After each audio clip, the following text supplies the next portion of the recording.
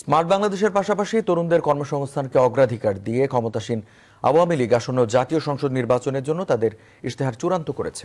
একই সাথে দ্রব্যমূল্য নিয়ন্ত্রণ, কৃষি ও বিদ্যুৎ জ্বালানি খাতকে গুরুত্ব দেওয়া হয়েছে ইশতেহারে। সরকারের অর্জনের পাশাপাশি ভবিষ্যৎ পরিকল্পনা তুলে ধরা হবে বলে জানিয়েছেন ইশতেহার কমিটির আহ্বায়ক ও কৃষিমন্ত্রী ডক্টর আব্দুর রাজ্জাক। ব্যাংক থেকে নগদে অ্যাড মানি করে প্রতি সপ্তাহে জিতুন মালদ্বীপে কাপল হলিডে প্যাকেজ। আন্তরিক ধন্যবাদ জানাই। 2008 সালে দিন বদলের সনদ দিয়ে হইচই ফেলে দিয়েছিল আওয়ামী লীগ। ওই ইশতেহারে 2008 সালে 2/3 সংখ্যাগরিষ্ঠতা পেয়ে ক্ষমতায় আসে দলটি। 2014 ও 2018 সালেও ডিজিটাল বাংলাদেশের স্বপ্ন নিয়ে উন্নয়নের অগ্রযাত্রায় ছিল 10 বছর। সেই ধারাবাহিকতায় স্মার্ট বাংলাদেশের লক্ষ্য নিয়ে 2041 সাল পর্যন্ত উন্নয়নের রূপকল্প ছক করেছে আওয়ামী লীগ। আগামী 7 জানুয়ারি দ্বাদশ জাতীয় নির্বাচনকে ঘিরে জনগণের কাছে ভবিষ্যৎ পরিকল্পনা উপস্থাপনা করতে যাচ্ছে। এজন্য গঠন করা আহ্বায়ক কমিটি ইশতেহার চূড়ান্ত করেছে। ইশতেহারের প্রথমে থাকবে গত নির্বাচনের অঙ্গীকার বাস্তবায়নের চিত্র, আর দ্বিতীয়াংশে আগামী 5 বছরের প্রতিশ্রুতি। থাকবে ভবিষ্যতের রূপরেখা।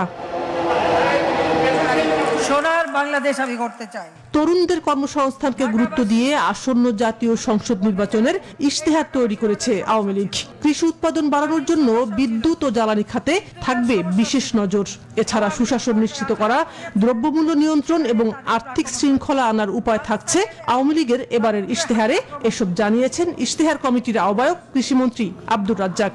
নির্বাচনী ইশতেহারে আমাদের অর্জন সাফল্যগুলো আমরা তুলে ধরব এবং তার সাথে সাথে আমরা আগামী দিনে আমাদের কি প্রতিশ্রুতি, আমাদের কি অঙ্গীকার, বিপুল তরুণ সমাজ, শিক্ষিত সমাজ, এই ডিভিডেন্ডকে আমরা কিভাবে ব্যবহার করতে চাই, এই জিনিসগুলো আমরা আমাদের নির্বাচনী ইশতেহারে তুলে ধরব। অর্থনীতিবিদ, বিজ্ঞানী, আইনজীবী, সাংবাদিক সহ বিভিন্ন পেশাজীবীর মতামত নিয়ে এই ইশতেহার তৈরি করা হয়েছে। দেখা হয়েছে কয়েকটি দেশের ইশতেহারও। বিভিন্ন পেশার মানুষের সাথে, হিন্দু, বৌদ্ধ, খ্রিস্টান ঐক্য পরিষদ, তাদের সাথে আমরা কথা বলেছি।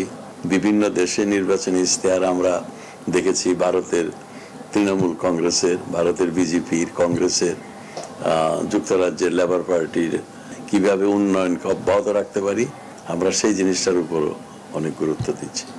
নির্বাচনী প্রচারণা শুরু হওয়ার পরে আওয়ামী লীগের সভাপতি ও প্রধানমন্ত্রী শেখ হাসিনা আনুষ্ঠানিকভাবে এই ইশতেহার ঘোষণা করবেন। শানাজি ইয়াসমিন, নিউজ 24, ঢাকা।